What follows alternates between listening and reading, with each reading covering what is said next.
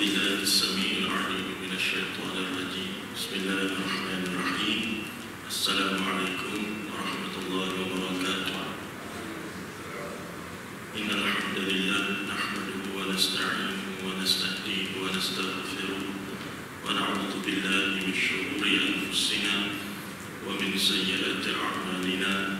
من يهده الله فلا مضل له ومن يضلل فلا هادي له.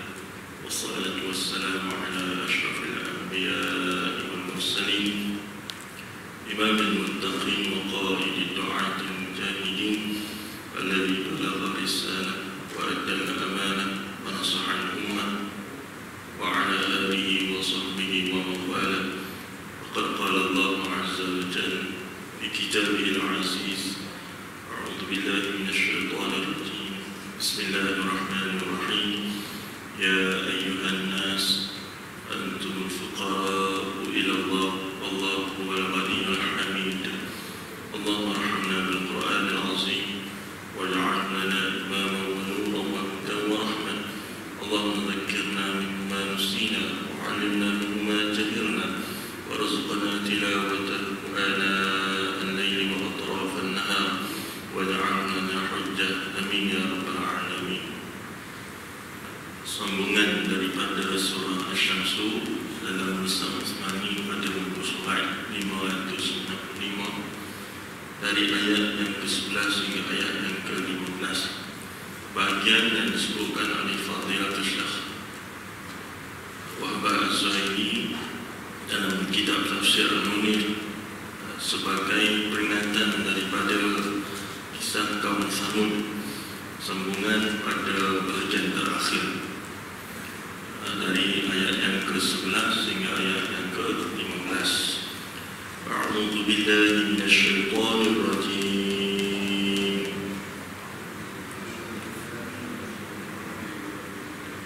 Bismillahirrahmanirrahim.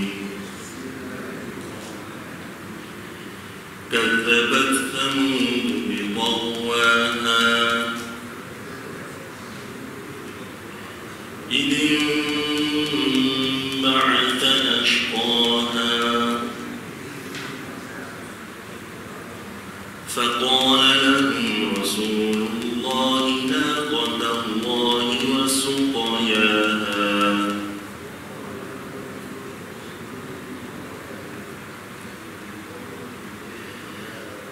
فكذبوه فعقروها فدمدم عليهم ربهم بذنبهم فسواها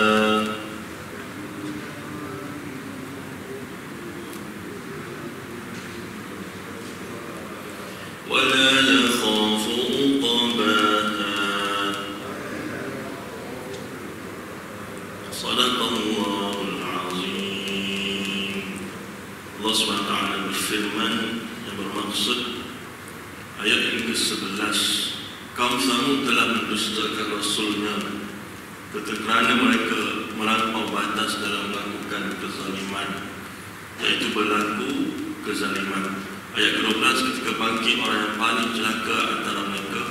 Ayat ke-13, lalu Rasulullah, iaitu merujuk kepada Nabi Saleh AS, berkata kepada mereka, biarkanlah unta betina ini daripada Allah ini dengan minumannya. Ayat ke-14, namun mereka ingkar dan mendustakannya lalu menyembelihnya. Oleh sebab itu Tuhan membinasakan mereka oleh sebab dosa-dosa mereka, lalu diratakan mereka dengan tanah. Ayat ke-15, dan dia tidak takut terhadap akibatnya. Shadaqallahul Aliyyul Azim. Dan dimuliakan tak imam seterusnya bila terusnya terutama dan kuasa masjid, khususnya pengungsi muslimin dan muslimat, hadirin dan hadirat, tuan-tuan dan puan-puan. Alhamdulillah kita sekali lagi bersua untuk kesekian kalinya pada pagi ini bagi menyambung siri kuliah bulanan kita dalam kitab Tafsir Al-Munir oleh Fadilatul Syekh Wahbah Az-Zuhaili, dan kita berada pada bahagian terakhir dari ayat yang ke-11 hingga ayat yang ke-15.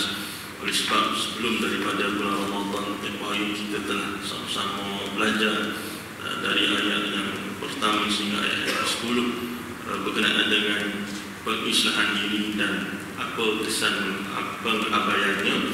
Dan pada pagi ini kita tengok dari ayat ke-11 hingga ayat ke-15, bahagian yang kedua juga merangkap bahagian terakhir yang disebut sebagai bahagian peringatan daripada kisah kaum Samud, yang mana kaitan ayat dengan ayat sebelumnya. Kata Fadilatul Syekh, maksudnya setelah Allah Subhanahu wa taala bersumpah, wa qala al-musannif rahimahullah wa nafa'ani wa iyyakum fid darin amin ya rabbal alamin. Kata Fadilatul Syekh, setelah Allah Subhanahu wa taala bersumpah dengan objek yang hebat untuk menegaskan kejayaan orang-orang yang membersihkan dirinya, mendidik dan mensucikannya daripada segala dosa. Ya, kalau kita tengok ayat qad aflaha man zakkaha. Kemudian dan sebaliknya kerugian orang-orang yang mencuaikan dirinya dan membiarkan dirinya hidup dalam keadaan sentiasa melakukan kejahatan, bergulungan dengan maksiat dan meninggalkan kebaikan. Wa qad khaba man dassaha. Ya, dua akibat daripada dua pelakuan yang berbeza, satu pelakuan baik, satu pelakuan sebaliknya. Sebab itu kalau kita tengok Imam Ghazali dalam kitab Ihya Ulumuddin menyebut tentang beberapa perkara yang kita boleh letakkan diri kita dalam aspek ataupun dalam skop qad aflaha man zakkaha. Sesungguhnya telah berjaya orang-orang yang mensucikan jiwa. Bagaimanakah untuk kita mensucikan jiwa kita?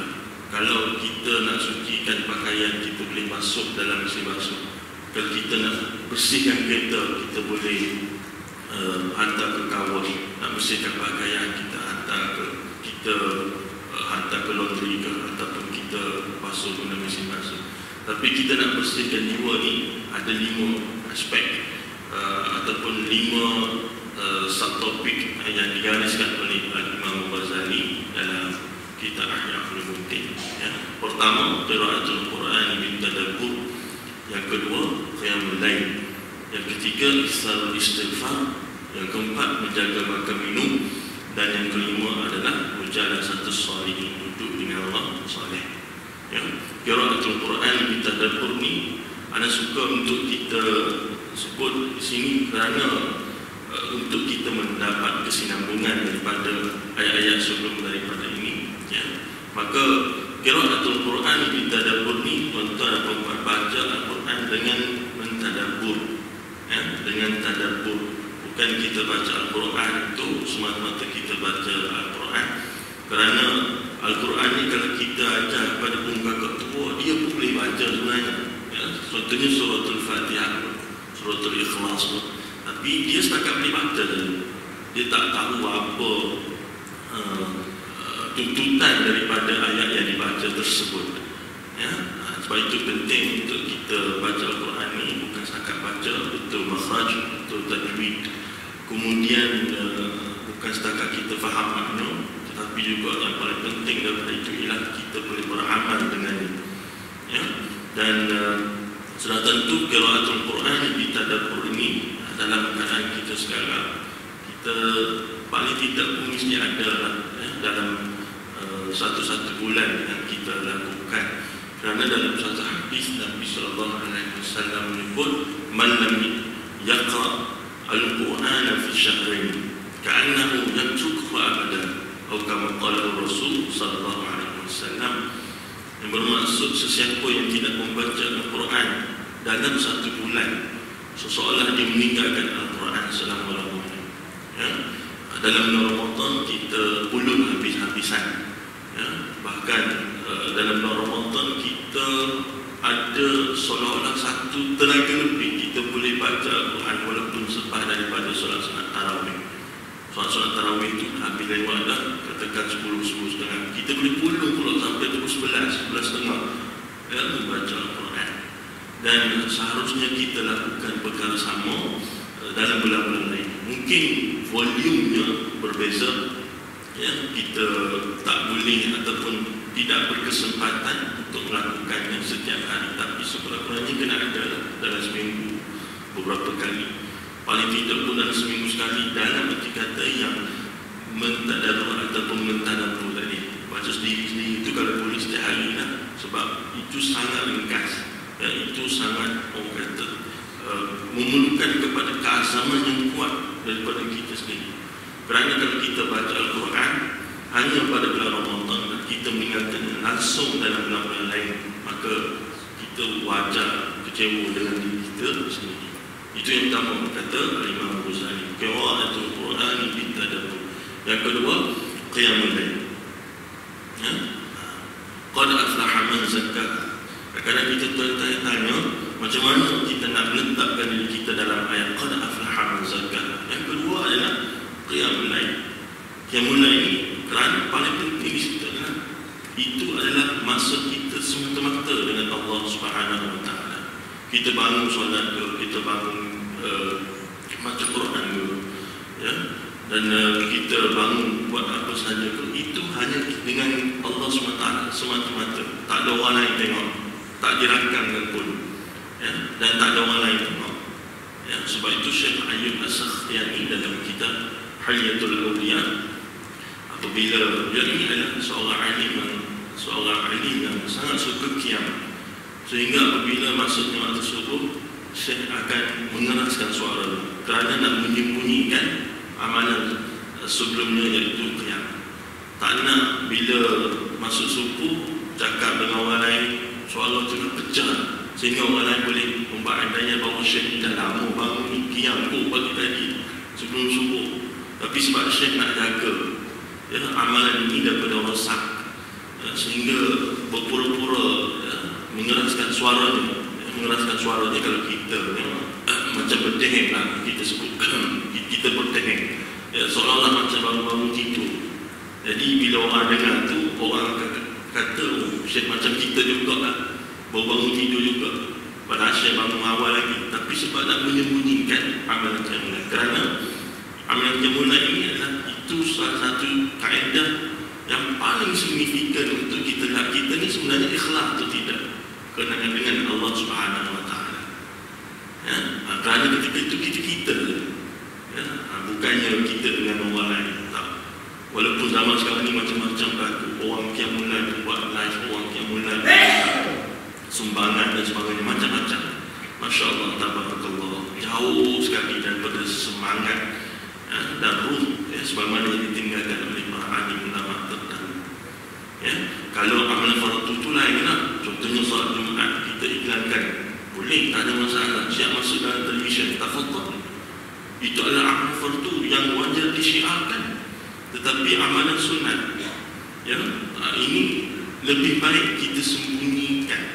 Lagi-lagi kata Syekh Izzuddin Abdul Salam, seorang dalam mazhab Asy-Syafi'i, menyebut bahawa kalau kita ni bukan siapa-siapa, kalau kita ni orang biasa-biasa, kita ni netizen, kita ni orang awam, ya, kita tak ada kepentingan pun untuk, kita tak ada the so-called influence pun, ya, untuk maknanya adalah kalau kita mana sunat ni, kalau contohnya sedekah, kita boleh iklankan kalau kita ni someone dalam society, supaya kita merasa orang lain untuk juga untuk melakukan perkara sama, contoh, ya. Tapi kalau kita ni tak ada siapa-siapa pun, kita ni orang biasa saja, ya. Jadi lebih baik disembunyikan. Sebab itu pengkategorian ini dicerahkan oleh Syekh Izzuddin Abdul Salam dengan begitu cermat. Tak boleh kita pukul rata semua ini, kita tak kira kita siapa, kita tak siapa. Semua benda nak iklankan dalam apa dunia luar. Masya Allah, tabarakallah. Bukan apa sangat bimbang rosak amalan tersebut sahaja, ya. Baik. Jadi qiyamul lail yang kedua. Yang ketiga, iktsar istighfar. Banyakkanlah istighfar, ya, banyakkanlah istighfar dengan menyebut seringkali astagfirullah, ataupun sayyidul istighfar. Allahumma anta rabbi la ilaha illa anta khalaqtani wa ana 'abduka wa ana 'ala 'ahdika wa wa'dika mastata'tu a'udzu bika min syarri ma sana'tu abu'u laka bi ni'matika 'alayya wa abu'u bi dhanbi faghfir li fa innahu la yaghfiru dhunuba illa anta. Sayyidul istighfar, ya, yang kita dianjurkan untuk baca sekurang-kurangnya sekali selepas subuh dan sekali selepas asar. Ya, dan kalau kita nak ambil waktu yang terbaik ialah waktu sahur. Ya, waktu sahur masih ada tuan-tuan dan puan sepanjang tahun, sepanjang zaman, puluh zaman. Cuma sebab bulan Ramadan tak ada, jadi jarang kita sebut waktu sahur. Ya, macam kurma, hanya munculnya iklan pada bulan Ramadan. Kurma tu Yusuf tadi. Tapi sepanjang masa kalau kita boleh jadi kita makan kurma, sahur kurma, buka puasa dengan kurma. Ya. Jadi yang ketiganya adalah perbanyak istighfar. Ya. Dan istighfar ni kalau kita nak baca dalam kereta boleh, tengok dalam kaki balik ke rumah boleh. Ya. Tak sempat sampai ke rumah dah habis dah. Itu baru satu istighfar. Kalau kita senantiasa baca, mungkin boleh dapat 10 ke 20 ke 30 istighfar. Perbanyakkan istighfar untuk jaga jiwa kita, untuk bersihkan jiwa kita daripada segala kekotoran, segala kemunafikan, segala kezaliman. Yang keempat adalah jaga makan minum. Ya, yang ini pun jaga juga, kerana kata Imam Ghazali dalam kitab yang sama, banyak makan yang menyebabkan banyak minum, banyak minum yang akan menyebabkan jadi banyak kenyang, dan akhir sekali menyebabkan bermalas-malasan dalam beribadat. Ya, menjaga makan minum. Ya, sebab itu diperkenalkan dengan konsep apa yang dikatakan sebagai gizi seimbang. Ya, satu ketika kan, lauk sayur dan nasi dan sebagainya. Ya, jaga makan. Dan anjuran daripada agama sehingga sampai ke satu tahap untuk kalau kita nak jaga makan minum dalam 1 bulan ke 1 bulan dengan kita berpuasa. Ya, sama ada puasa Nabi Dawud AS ini hebat ni, puasa selari ataupun puasa Isnin Khamis, ataupun paling tidak pun puasa hari putih. Ya, 13, 14, 15 bulan Hijrah. Ya, kalau tak boleh, paling tidak pun dalam sehari-hari itu kita jaga portion makan minum yang kita jaga. Ya, dan kata Dr. Abdullah Nasir Wan dalam kitab Tarbiyatul Aulad, ya, Syekh Abdullah Nasir Wan dalam kitab Tarbiyatul Aulad mengajar ataupun mencanangkan kepada kita untuk kita ajar anak-anak kita ni makan minum ni kena bersusah-susah juga. Ya, dan nanti kata sebagai contoh kan, dalam sebulan ni mesti ada satu hari yang kita makan biasa-biasa ada, ataupun dalam seminggu kita makan biasa-biasa ada. Mungkin 6 hari kita makan, maksudnya kita makan biasa-biasa, tapi satu hari itu kita makan yang kurang sikit daripada kebiasaan. Nasi putih dengan kicap dengan lauk telur mata, telur dadar. Nak ajar susah nak makan minum, dan juga dalam sama untuk ingat pada orang yang kurang bernasib baik daripada kita. Ya? Ataupun kalau bukan nasi putih dengan lauk kicap dan dengan kuah kicap dan lauk telur, mungkin makan ubi kayu ya, macam zaman Jepun dulu. Susahlah. Tapi ubi kayu zaman sekarang ada di pasar-pasar. Ya? Tapi nak pergi ke situ tu, ya, susah kan. Tapi jangan pula twist kepada ubi kayu ni kalau di Padang besar ni French fries. Jangan pula begitu jadi defeat purpose pula. Ya?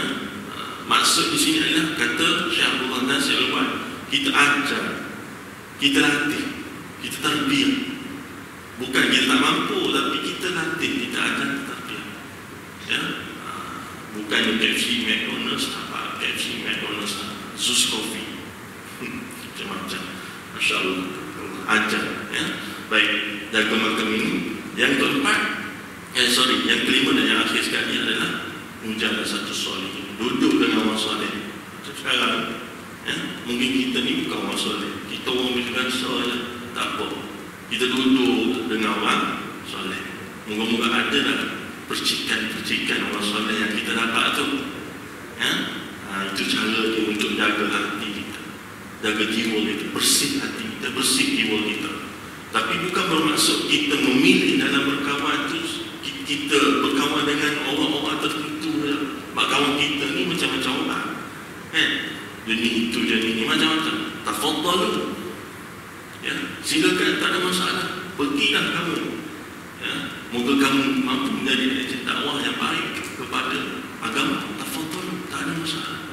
Maksud di sini adalah supaya kita ada circle kita yang tersendiri, yang bila saja kita lemah semangat, ya, bila saja kita lemah iman, kita bersama-sama dengan mereka. Walaupun kita tak apa-apa, tapi duduk bersama-sama dengan mereka pun dah boleh menaikkan iman kita kepada Allah SWT. Itu yang penting, ya. Dan bersama kita juga berkawan dengan mereka yang dari pelbagai latar belakang. Tak ada masalah. Maksud di sini adalah ada circle kita tersendiri. Kena ada. Cuba cek lagi, kita ada atau tidak circle kita sendiri dalam masa sama kita berkawan dengan macam-macam orang, supaya kita tak tergelincir. Misal-misal kita berkawan dengan macam-macam orang ni, kok kita tergelincir, ya? Main futsal sekali, main bowling sekali, main golf sekali, ya? Pergi bercuti sekali, pergi memancing sekali. Orang tu tak solat, dengan kita pun tak solat. Kita minta tahu daripada benda begitu. Sebab itu penting duduk dengan kita ada circle kita sendiri. Mujahadah satu soal ini, duduk dengan masalah. Dan ini menepati piawai yang disebut oleh Nabi SAW. Berkawan dengan penjual minyak wangi, kita tak jual minyak wangi, kita dapat percikan daripada minyak wangi ini semua. Maka kalau orang yang berkawan dengan penjual kayu api, walaupun dia bukannya kerja bakar kayu api, tapi dia akan mendapat percikan kayu api tersebut, ya. Baik, kita sambung lagi. Selanjutnya, dan sebaliknya kerugian orang-orang yang cuai terhadap dirinya dan membiarkan dirinya hidup di atas muka bumi ini dalam melakukan kejahatan. Maka Allah Subhanahu wa Ta'ala memberi peringatan kepada kita semua dengan kisah yang menimpa kaum Samud oleh sebab kedudukan mereka yang begitu hampir dengan negara Arab, ya. Iaitu satu tempat yang dinamakan sebagai Al-Hijr. Ini terletak di sempadan antara Hijaz dengan Syams. Syams ni dah tak ada lah, ya. Kalau kita teliti balik, Syam ni adalah negara iaitu Palestin, Jordan dan Syria, ya. Cuma kitab-kitab lama bila kita baca Syam ni, maka merujuk pada negara-negara ini. Jadi Al-Hijr ni terletak antara sempadan Hijaz dan sempadan ketiga-tiga negara yang disebutkan tadi.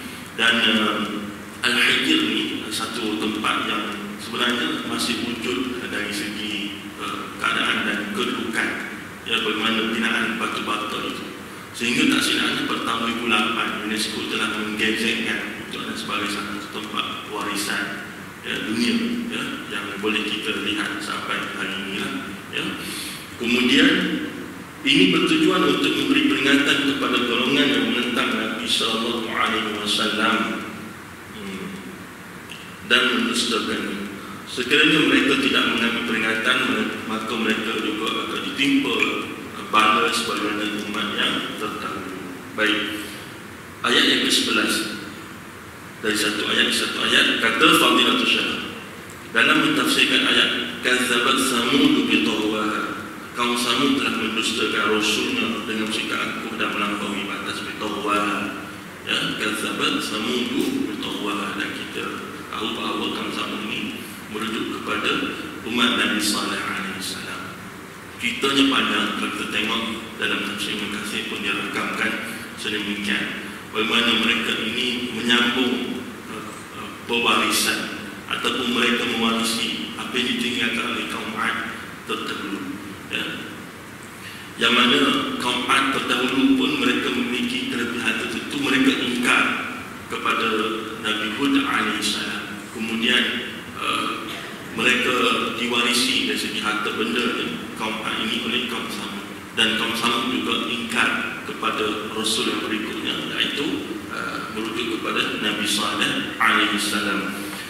Yang mana kata Fadilatul Syekh, Allah Subhanahu wa Ta'ala menceritakan tentang kaum Samud yang mendustakan adalah Rasul mereka, dan pendustaan ini didorong oleh sifat angkuh, bongkak, melampaui batas dan derhaka atau al-baghyu, ya, sebagaimana yang disebut dalam ayat yang ke-11 sehingga ayat yang ke-12. Idzin ba'atha ashqaha, ayat yang ke-12. Kata lagi Fadilatul Syekh, kabilah ataupun kaum Samud telah mendustakan seruan Nabi Saleh alaihissalam disebabkan sifat taghut dan derhaka mereka. Taghut bermaksud melampaui batas dalam mengucurkan maksiat. Taghut, exceed the limit. Taghut, amma apa nama apa namanya, tagha ni maksudnya kalla innal insana la yatgha ar-ra'a istaghna. Sebagai satu contoh, Allah SWT sebut manusia ni dia akan menjadi melampau-lampau. Kalla innal insana la yatgha ar-ra'a istaghna, apabila ditunjukkan ataupun diperlihatkan kepadanya kesenangan ataupun kekayaan.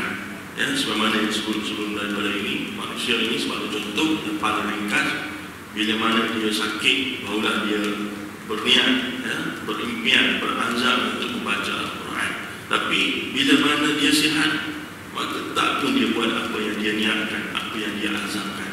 Ya, maka ini kita sebut sebagai contoh yang paling ringkas. Tetapi paling pentingnya adalah bila dikatakan tagha ni, kata Fadilatul Syekh, itu mereka melampau-lampau. Ya, terutama apabila mereka melakukan maksiat kepada Allah Subhanahu wa taala. Mereka menolak ajaran Nabi sallallahu alaihi wasallam. Mereka syirik kepada Allah Subhanahu wa taala. Mereka tolak kekuasaan dan kekuatan Allah Subhanahu wa taala, kebesaran Allah Subhanahu wa taala. Kerana kaum Samud ni, wa Samud alladzina jabu as-sakhra bil wad. Ya, iaitu mereka memiliki kelebihan apa dia? Kaum Samud, Allah SWT telah berikan kelebihan jabus sakhra, iaitu mereka mampu membina ataupun membuat binaan, ya, batu-batu yang besar itu dengan tangan-tangan mereka sendiri, ya, dengan kekuatan fizikal mereka sendiri. Wa Thamud alladzina jabus sakhra. Sakhra ini bukan batu bata yang biasa, tapi batu-batu yang besar. Ya, ia berbeza dengan apa namanya, kalau kita sebut al-hajar, ya, batu-batu yang biasa, tapi ini sakhra, satu batu-batu yang besar. Dan kita tengok di tempat yang nama al-hajar itu sendiri, ya, bagaimana batu-batu yang besar itu diukir, berlaku pengukirannya, berlaku susunannya, ya, kemudian bagaimana binaan itu berlaku utuh sampai ke hari ini, ya, kukuh sampai ke hari ini. Kita tengok, Masya Allah, kelebihan-kelebihan yang diberikan oleh Allah Subhanahu wa taala kepada mereka, kekuatan fizikal mereka untuk mengukir batu-batu, ya. Tetapi dengan kelebihan yang diberikan oleh Allah Subhanahu wa taala kepada mereka itu, mereka menolak kebesaran Allah Subhanahu wa taala. Mereka menolak dakwah yang dibawa oleh Nabi sallallahu alaihi wasallam. Mereka menolak ketauhidan, ya, Allah Subhanahu wa taala. Kemudian mereka angkuh, mereka sombong, mereka bongkar dengan kekuatan fizikal yang mereka ada, ya. Ia disebut dengan istilah sebagai kufur nikmat, ya, kufur nikmat. Selanjutnya kata lagi Fadilatul Syekh, taghut bermaksud melampau batas dalam mengerjakan maksiat. Ini kita boleh juga lihat kepada satu keadaan di mana satu penterjemahan yang baik yang diambil daripada ayat yang disebutkan oleh Fadilatul Syekh. Kerana tidak ada orang yang tak buat maksiat, tidak ada orang yang tak buat salah, tidak ada orang yang tak buat silap, ya. Sebab itu dalam satu ayat daripada surah Al-Baqarah, Allah SWT sebut, walladzina idza fa'alu fahishatan aw dhalamu anfusahum dzakarullaha fastaghfiru lidzunubihim. Ya, bahawa manusia ini memang dia akan melakukan benda-benda macam ni, maksiat, dosa, salah, silap, memang dia akan buat. Tapi yang terbaik adalah zakarullah. Apabila saja dia terbuat, apabila saja dia melakukan perbuatan-perbuatan yang tersebut, zakarullah, dia ingat Allah Subhanahu wa taala, fastaghfir li dzunubihim, kemudian dia mohon ampun daripada Allah Subhanahu wa taala. Bukannya dia buat kemudian dia hanyut dengan kemaksiatan, dengan dosa, dengan salah, dengan silap. Tapi bila dia buat, dia ingat Allah SWT dan dia mohon ampun. Dan begitulah kalau kita tengok bagaimana seseorang manusia itu, selagi mana dia masih diberikan nyawa oleh Allah SWT, anjuran agama untuk mari bertaubat, mari balik semula kepada Allah SWT. Macam mana besar pun dosa yang kita lakukan, maksiat yang kita lakukan, salah yang kita lakukan, silap yang kita lakukan, macam mana besar ke, macam mana berulang ke, maka baliklah semula kepada Allah SWT. Tidak ditutup pintu taubat. Ini yang penting, ya. ini yang digambarkan sebagai rahmat Allah SWT itu ghadabat sabaqat ghadabi, inna rahmati sabaqat ghadabi. Ya, dalam Al-Quran digambarkan bagaimana rahmat Allah SWT itu melangkaui kemurkaan. Dalam hadis kursi, inna rahmati ghadabat sabaqat ghadabi, sesungguhnya rahmat aku, kata Allah SWT, mengatasi kemurkaan aku. Ya, jadi nak kata bahawa bagaimana besar dosa kita, bagaimana berulang dosa kita, jangan kita lupa jangan kita putus asa daripada balik kepada Allah Subhanahu Wa Taala. Ya, sebab itu disebut dalam satu doa, ya man rahmatuhu wasi'at kulla syai' wa ana syai'un faltas'ani bi rahmatika ya arhamar rahimin.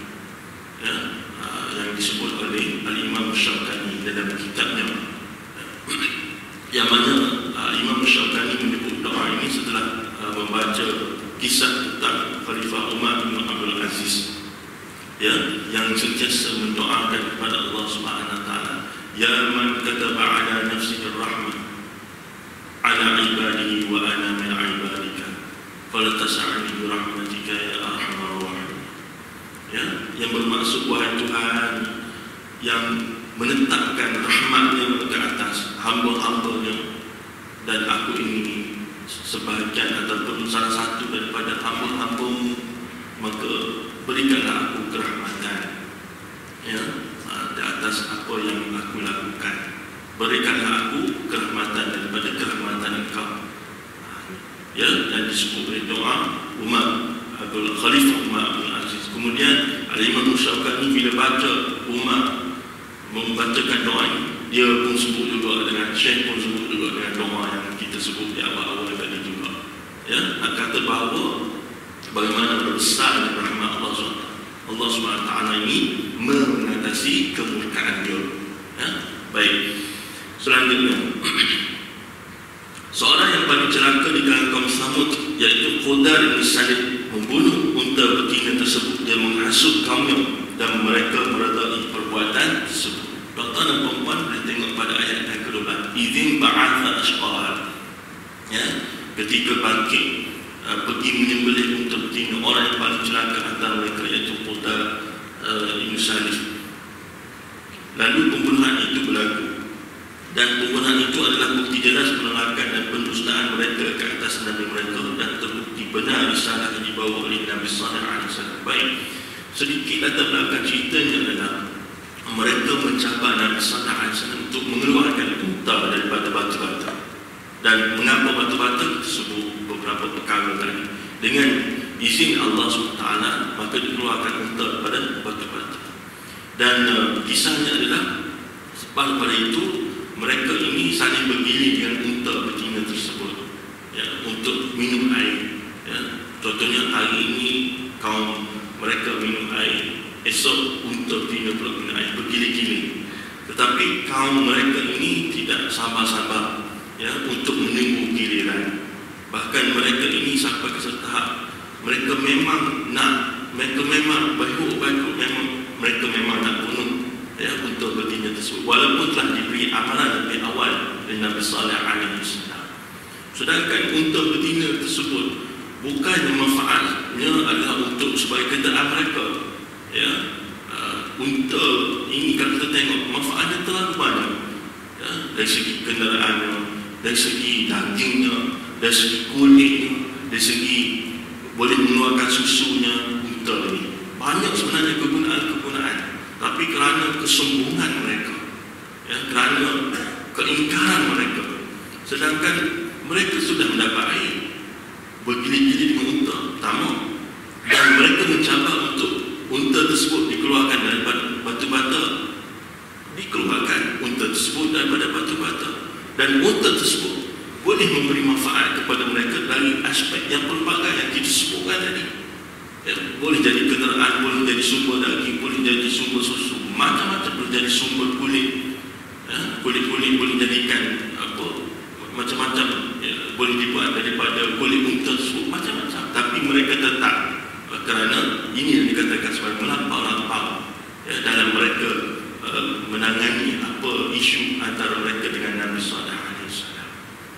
akhir sekali mereka mengambil keputusan untuk membunuh unta tersebut. Dan dalam tafsir menyebut lagi bahawa mereka membunuh unta tersebut ini dengan bukan tikaman secara sekaligus mati, tapi tikaman yang menyebabkan unta tersebut seksa dulu baru mati. Ya, sedangkan ini bukan ihsan dalam agama. Sebab itu kita nak sambung hari raya haji, bila kita nak menyembelih, ya, pokok pagarnya adalah idza dhabhtum fa ahsinu dzabh. Apabila kamu melakukan penyembelihan, maka hendaklah kamu meletakkan ihsan dalam penyembelihan, iaitu salah satunya ialah menggunakan pisau yang tajam. Nak asal pisau pun tak boleh depan binatang yang nak dikorbankan. Ya. Kemudian apabila menyembelih binatang yang dikorbankan, hendaklah pisau tersebut tajam supaya dia ini cepat, ya, mati. Ya, tidaklah terseksa dia mati. Ya, ini sebahagian salah satu part and parcel of Islamic teaching. Ya, ihsan, ya, sebahagian daripada anjuran agama untuk melakukan ihsan kepada binatang. Ya, sebab itu bila mereka melakukan sedemikian, mereka ini sangat dicelakakan. Ya, sehingga kalau kita tengok dalam ayat yang ke-14, pada ma'alaihim rabbuhum bidhanbihim fasawwaha. Ya, Allah SWT menzahirkan kemukaannya dengan mereka ini dilemparkan, ya, di tanah kerana keingkaran yang mereka lakukan tersebut. Tengok, kita minta jauh daripada kaum sama. Mereka telah minta kebenaran, mereka telah ditunjukkan kebenaran, mereka diberikan nikmat yang berbagai, mereka diberikan kekuatan fizikal. Nikmat yang berbagai itu daripada unta tadi, macam-macam boleh dimanfaatkan. Mereka diberikan kekuatan fizikal, tapi mereka tetap ingkar pada Allah SWT. Sebab itu kita kena ikat diri kita ini dengan satu doa yang pernah dibacakan oleh Sayyidina Umar Khattab radhiyallahu anhu. Kita pun kadang-kadang kita baca doa ini, iaitu doanya Allahumma arinal haqqa haqqan warzuqna ittiba'ah wa arinal batila batilan warzuqna ijtinabah. Ya, yang bermaksud, ya Allah, tunjukkanlah kepada aku kebenaran ini satu kebenaran, dan rezekikan kepada aku ini untuk mengikuti kebenaran tersebut. Dan ya Allah, tunjukkanlah kepada aku kebatilan ini sememangnya satu kebatilan, dan rezekikanlah kepada aku untuk menjauhi kebatilan tersebut. Ya, kita minta daripada Allah SWT sedemikian. Kita tak nak kita minta ditunjukkan kebenaran. Apabila kebenaran telah ada di depan mata kita, kita mengkosmetikkan kebenaran tersebut, akhirnya menjadi kebatilan. Dan begitu juga sebaliknya. Kita minta Allah SWT menunjukkan kebatilan kepada kita. Ya, wa isra. Ya, akhirnya kebatilan itu terzahir depan mata kita, tapi kita tulis pula, kita kosmetikkan pula kebatilan itu sehingga menampakkan kebenaran. Wala talbisul haqqa bil batil wa taktumul haqqa wa antum ta'lamun. Allah SWT melarang keras. Ya, sehingga Allah SWT menyebut wala talbisul haqqa bil batil. Dan jangan kamu pakaikan kebenaran itu dengan kebatilan. Wa taktumul haqqa, dan kamu pula menyembunyikan kebenaran. Wa antum ta'lamun, dan dalam bersama sedangkan kamu mengetahuinya. Ya, sebab itu kita minta doa, kita baca doa sebagaimana yang dibacakan oleh Sayyidina Umar Khattab radhiyallahu anhu tadi. Semoga dengannya kita mampu melihat apa yang betul itu betul, apa yang sebaliknya itu sebaliknya. Ya, baik. Selanjutnya, dan terbukti benar sana yang dibawa oleh Nabi Sallallahu Alaihi Wasallam. Yang disebut di sini lagi bahawa sebagaimana hadis yang diriwayatkan oleh Imam Ahmad, Bukhari, Muslim, At-Tirmidzi dan An-Nasai, baginda sallallahu alaihi wasallam bersabda, yang bermaksud ketika bangkit orang yang paling celaka antara mereka, iaitu dibangkitkan bagi mereka lelaki yang bengis, perkasa dan berkuasa di kalangan kaumnya. Ya, itu ba'atha asqaha, merujuk pada ayat yang ke-12. Ba'atha asqaha, bangkit ni maknanya dia tidaklah diminta untuk bangkit, tapi memang dia bangkit sendiri dengan suka hati, dengan rela hati. Dia memang menawarkan diri sendiri untuk membunuh unta betina tersebut. Pada insan itu, ya, dia menawarkan dirinya untuk bunuh unta betina tersebut, sekaligus mengingkari apa yang dipesan oleh Nabi sallallahu alaihi wasallam. Baik, faqala lahum Rasulullah naqatallahi wa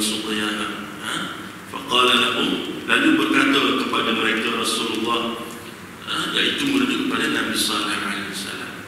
Tuan-tuan dan puan-puan kena ingat bahawa orang Arab ataupun orang kafir Quraisy, ya, masyarakat Arab di Mekah ketika itu, mereka sebenarnya tahu tentang kisah ini. Ya, mereka tahu tentang kisah ini kerana kisah ini berlaku lama sebelum zaman mereka, dan sehingga itulah kita tengok dalam syair-syair mereka, dalam sajak-sajak mereka ada kisah yang menggambarkan tentang kisah kaum Samud. Kaum Samud yang ingkar kepada Nabi Sallallahu Alaihi Wasallam. Ya, dirakamkan adalah dalam siri-siri syair mereka, sajak mereka. Mereka tahu. Dan Allah SWT sebut Rasulullah, kata Syekh Muhammad Al-Azhari, kerana ini untuk memberikan gambaran kepada mereka bahawa Nabi Sallallahu Alaihi Wasallam itu pun juga utusan Allah Subhanahu Wa Taala. Sebagaimana Nabi Muhammad Sallallahu Alaihi Wasallam yang merupakan utusan Allah Subhanahu Wa Taala. Ya, ini psychological, bahasa psikologi, psychological language, psychological approach. Ya, supaya apabila masyarakat Arab di Mekah mereka menentang Nabi SAW, mereka kena ingat bahawa penentangan juga berlaku oleh kaum Samud kepada Nabi Sallallahu Alaihi Wasallam. Ya, ini pendekatan dari segi bahasa. Ya, macam kalau kita sebut peranan konstitusi di sini, ia memainkan peranan yang sangat penting, ya, penggunaan bahasa, ya, pemilihan bahasa, pemilihan kosakata, ya, memainkan peranan penting dalam menyampaikan satu-satu maksud dan memberikan image ataupun persepsi kepada orang-orang yang mendengar. Ya, yang pernah kongsikan di sini, contohnya kalau dulu kita nak buang minyak air, kita pergi ke tandas, kan. Bila sebut tandas, tak perlu kita cakap banyak lah. Tandas ni biasanya di luar rumah. Rumah satu hal, kemudian bila sebut tandas mesti di luar rumah. Kemudian bila berlaku dari 1 tahun ke 1 tahun, bertukarlah istilah tandas itu kepada bilik air, kan. Bertukar tandas itu kepada bilik air. Kemudian orang sebut toilet, kemudian orang sebut washroom, sekarang orang sebut restroom, kebanyakannya orang sebut restroom. Itu memberikan kepada kita satu pendekatan bahasa, satu pendekatan psikologi. Bila kita sebut restroom, apa yang kita terbayang? Ya, dengan bila kita sebut tandas. Bila kita sebut tandas, kita tak terbayang benda lain. Dua benda tu, air kecil ke air besar. Tapi bila kita sebut restroom, kita nak masuk pun rasa selesa. Kadang-kadang bila kita masuk tu, baunya semua harum. Ya, dengan memang dijaga betul dan semua. Kadang-kadang sampai ke satu tahap kita nak buang air pun memang rasa selesa lah. Tak ada apa-apa lah. Ya, psikologi kat padahal pun sama saja. Air kecil, air besar masih sama. Sampai tahap tu. Ya, ini hebat. Selanjutnya, fakadabu faqala Rasulullah naqatallahi wa suqyaha, biarkanlah untuk betina ini, jangan kamu ganggu. Ya, gili-gililah dapat minumannya, wa suqyaha, dan ada hari yang dia minum, ada hari yang kamu minum, gili-gili.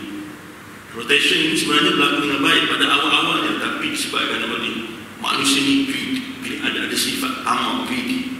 Ya, ada sifat, maknanya dia tak boleh menunggu, dia tak boleh sabar, dia tamak, dia tak nak bagi unta tersebut air, dia nak dia sopan dia. Dan lebih lagi on top of that, sudah tentukan dia ni ada keingkaran kepada Nabi Sallallahu Alaihi Wasallam. Bila diminta untuk dikeluarkan unta betina daripada batu bata tersebut, bukan apa pun, satu cabaran yang macam nak memperolok-olokkan Nabi Sallallahu Alaihi Wasallam. Ya, fakadzabu fa'aqaruha, lalu mereka mendustakan ucapannya. Apa dia maksudnya fakadzabu? Iaitu mereka mengingkari pesanan yang dibawa oleh Nabi Sallallahu Alaihi Wasallam. Fa'aqaruha, lalu mereka menyembelih untuk mengambil bahagian daripada air minumnya. Fa'aqaruha, lalu mereka menyembelih iaitu dengan niat untuk membunuh unta tersebut. Akhir sekali daripada bergili-gili kepada mereka monopoli bahagian, ya, minum air tersebut. Kadang-kadang kita tengok dalam dunia kita pada hari ini pun, ya, benda ni berlaku, kan. Tak suka kompetitif, ya, berlaku dalam dunia kompetitif pada hari ini. Kita tak suka persaingan begitu, tapi ini berlaku, maka kita menyekap rezeki orang, kita buat begitu, buat nanya pada orang, kita buat zalim pada orang. Padahal kalau ikut perjanjiannya begitu dan begini, tengok, bila kita baca kitab, cuba ambil teks tu, kita letak dalam konteks negara kita ataupun kita ni macam mana sebenarnya. Sebab itulah kita mengambil ibrah daripada ayat Al-Quran.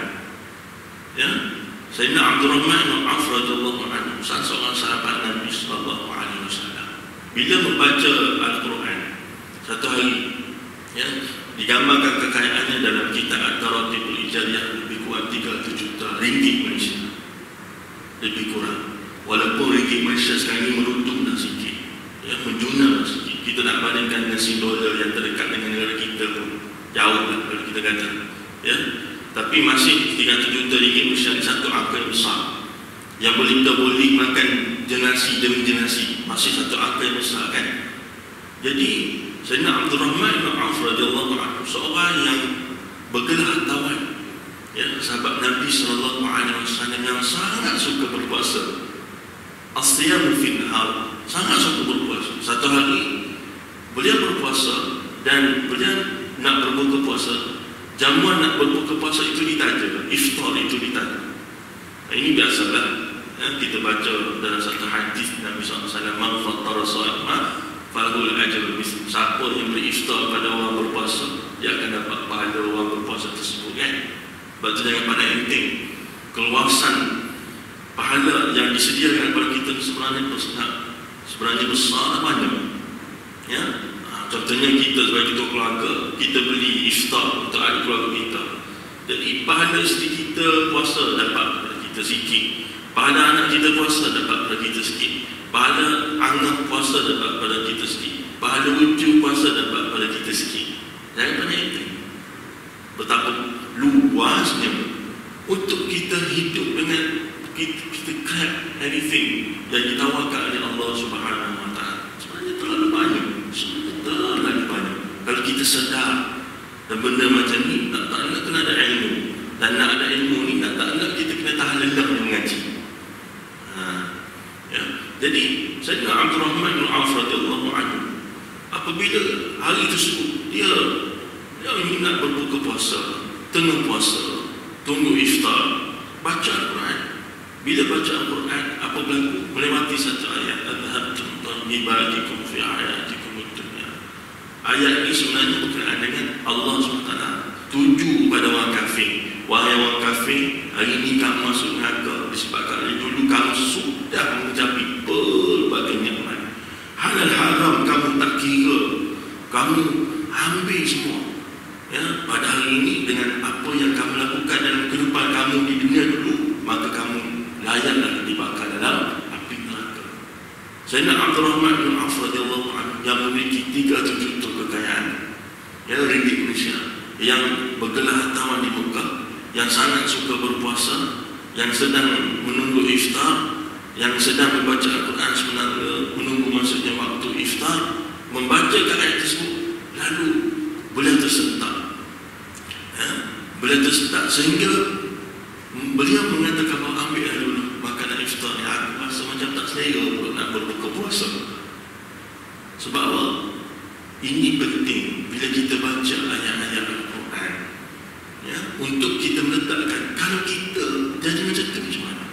Kalau kita macam mana? Kalau kita macam mana? Bukannya kita baca ayat Al-Quran ni nak tunjuk pada orang dulu. Ini penting. Sikap yang ditunjukkan oleh Sayyidina Abdul Rahman bin Auf radhiyallahu anhu pada ayat tersebut tentang orang kafir. Sayyidina Abdul Rahman bin Auf radhiyallahu anhu adalah sahabat Nabi sallallahu alaihi wasallam, seorang yang dijamin syurga oleh Allah Subhanahu Wa Taala. Tapi bagaimana tawadhu'nya, bersihnya hatinya, bersihnya jiwanya sampai ke tahap itu, kesan dalam membaca Al-Quran. Itu yang kita nak. Bukannya kita dari satu khatam ke satu khatam, tapi apa yang kita dapat tu, apa yang kita dapat daripada satu ayat demi satu ayat. Ini kena ada. Bila orang tanya kepada kita, ada satu ayat Al-Quran yang dalam mana-mana ni yang kita rasa ini memang betul-betul menyentuh hati dan jiwa kita. At least kena ada lah, ya. Sebab itu penting kita mengaji, kita tadarus, kita tadabbur dan sebagainya, kan? Baik. Fakadzatu fa'aqaruha fadamdama 'alaihim rabbuhum bidzanbihim fasawwaha. Kemudian mereka membinasakan maka membinasakan dengan menurunkan azab kepada mereka kerana dosa mereka. Lalu fasawwaha ini maksudnya diratakan dengan tanah. Kaum Samud ini dibinasakan oleh Allah SWT disebabkan oleh kesombongan mereka, keingkaran mereka. Yang paling pentinglah mereka melampau-lampau sebab one after another, maksiat dan dosa dan salah dan silap yang dilakukan oleh mereka. Mereka tidak kembali kepada Allah Subhanahu wa taala. Mereka melampau-lampau, mereka hanyut dengan perkara-perkara tersebut. Akhir sekali fasawwaha. Sebab itu digambarkan bagaimana mereka ini apabila nak diazab oleh Allah Subhanahu wa taala, mereka diberi cooling off period, diberikan tempoh masa tertentu, bukannya dibinasakan secara sekaligus dan nanti kata bahawa waktu tu kena tak diberikan ruang masa. Tetapi mereka ini tidak bertaubat kepada Allah SWT. Sebab itu bila kita baca kisah-kisah ini, mudah Salib sebagai contoh, bila gunung Unta bukannya dia dibinasakan terus tak. Kaum Samud ini bila mereka menyokong tentang tindakan gunung Unta tersebut, bukan dibinasakan terus, tidak. Bahkan mereka ini diajar, mereka diberikan ruang untuk bertaubat kepada Allah SWT, tapi tidak berlaku taubat tersebut. Kita pun sama. Kita kena ambil bagaimana kita baca Al-Quran, teks itu kita kena letak dalam konteks kita. Kita ni berapa banyak Allah SWT beri masa kepada kita kan? Berapa banyak lah. Dari satu masa ke satu masa, dari satu hari ke satu hari, dari satu Ramadan ke satu Ramadan, banyak lah. Dan kita tengok umur kita terlalu banyak lah diberikan masa kepada kita. Sebab itu kita ambil peluang dan ruang ini dengan sebaik-baiknya. Kalau kita ambil umur nisbah Nabi SAW 63 tahun, kalau kita 43 tahun, dia 20 tahun lagi. Kalau kita 53 tahun, ada 10 tahun lagi. Kalau kita 73 tahun, ada 10 tahun subsidi umur. Ini kita kena letak diri kita dalam konteks demikian, supaya kita tengok bahawa kita ni nak hidup baik bukan setakat dunia, tapi baik akhirat. Rabbana atina fid dunya hasanah wa fil akhirati hasanah. Dunia kita nak baik, akhirat kita nak baik. Kena letak kita dalam konteks demikian. Wala yakhafu uqbaha, ayat akhir sekali. Dan Allah SWT tidak takut kepada tindakan daripada tindakan membinasakan kaum Samud tersebut. Dibinasakan, diganti lagi dengan kaum yang lain. Ibnu Abbas radhiyallahu anhu berkata, Allah Subhanahu wa taala tidak takut kepada sesiapa pun dengan tindakannya itu. Dan Ibnu Katsir pula berpendapat bahawa ini adalah bukti utama kesesuaian ayat tersebut. Takut dalam arti kata bahawa apa yang berlaku dengan kebinasaan mereka ini tidak ada kesan pun kepada Allah Subhanahu wa taala. Bukannya bila tidak ada pun yang menyembah Allah Subhanahu wa taala, contoh pertama, maka Allah Subhanahu wa taala ini tidak hebat, bukan. Allah Subhanahu wa taala ini tak sama dengan manusia. Manusia ni dia dilihat hebat bila ramai orang sokong dia. Tapi bila ramai orang tak sokong dia, dia dilihat biasa-biasa saja. Itu manusia. Allah Subhanahu wa taala, orang beriman ke orang tak beriman ke, walaupun tak ada orang beriman seorang pun dalam dunia ni, dia tetap Allahu wal-waliyul hamid. Allah SWT tetap maha kaya, dia tetap ar-Rahman, dia tetap ar-Rahim, dia tetap maha kaya, dia tetap maha terpuji. Ini Allah Subhanahu wa taala. Kita tak, manusia lain. Bila berada di atas, maka ramailah orang mengurungi dia, manusia. Tapi bila dia jatuh, habis. Memang manusia memang macam itu. Tapi Allah SWT tak. Allah sokong ke, orang tak sokong ke, Allah SWT tak maha hebat. Manusia dia lah. Orang tak sokong dia tak hebat. Orang sokong dia nampak hebat. Itu manusia. Tuan-tuan dan puan-puan, setakat itulah yang kita nak kongsikan bersama pada pagi ini. Sama-sama kita belajar daripada surah Syamsu. InsyaAllah moga-moga apa yang baik kita ambil sebagai pengajaran, apa yang tidak baik kita jadikan sebagai kesempatan. InsyaAllah dalam pertemuan akan datang kita akan sambung dengan satu lagi surah Makkiyah, iaitu surah Al-Lail, pasangan kepada surah Syamsu sendiri, insyaAllah. Dan seringkali ada pesan di sini bahawa walaupun tujuan ataupun dari segi rujukan kita baca kitab tafsir Al-Munir Al-Fadilatul Syekh Muhammad Zuhair, tuan-tuan dan puan, terbuka untuk rujuk juga, cross refer juga, cross check juga kepada kitab tafsir alim ulama Mutabayanin.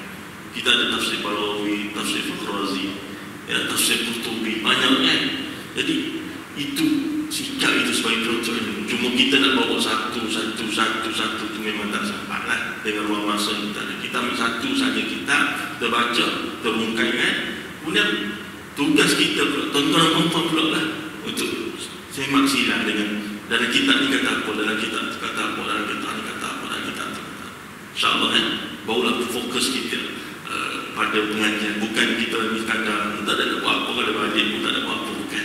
Ya, kita mengaji ni kita nak supaya berlaku peningkatan ilmu, peningkatan iman dan takwa kepada Allah Subhanahu Wa Taala. Setakat itulah tuan-tuan dan puan, aku qouli hadza wa astaghfirullahalazim wa lakum. Wassalamualaikum warahmatullahi wabarakatuh. A'udzu billahi minasyaitonir rajim. Bismillahirrahmanirrahim. Alhamdulillahi rabbil alamin, wassalatu wassalamu ala asyrafil anbiya'i wal mursalin wa ala alihi wa sahbihi ajma'in. Allahumma arzuqna fahman nabiyyin wa hifdzal mursalin wa ilhamal malaikatil muqarrabin bi rahmatika ya arhamar rahimin. Wa sallallahu ala sayyidina Muhammad wa ala alihi wa sahbihi ajma'in walhamdulillahi rabbil alamin. Taqabbalallahu minna wa minkum.